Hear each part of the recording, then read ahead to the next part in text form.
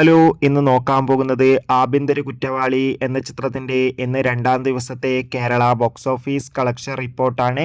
വീഡിയോയിൽ വരുമ്പോൾ ഈ വീഡിയോ ലൈക്ക് ചെയ്യുക, ചാനൽ സബ്സ്ക്രൈബ് ചെയ്യുക. ജൂൺ മാസം അങ്ങോട്ട് ധാരാളം ചിത്രങ്ങൾ OTT റിലീസ് ചെയ്യും. നമ്മുടെ ചാനൽ ഭാഗം പരിശോധിച്ചാൽ നിങ്ങൾക്ക് ആ വീഡിയോയ്ക്ക് കാണാൻ വേണ്ടി സാധിക്കുന്നതായിരിക്കും. ആസിഫ് അലി, ജഗദീഷ്, ഹരിശ്രീ അശോകൻ എന്നൊക്കെ പ്രധാന കഥാപാത്രങ്ങളായ ചിത്രമായിരുന്നു ആഭ്യന്തര കുറ്റവാളി.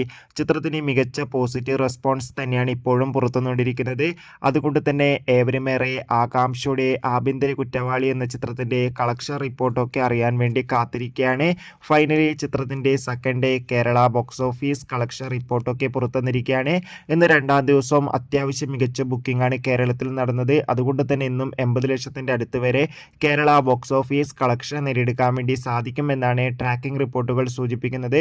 എന്തായാലും ആഭ്യന്തര കുറ്റവാളി എന്ന ചിത്രത്തിന്റെ കൂടുതൽ കളക്ഷൻ റിപ്പോർട്ടിനായി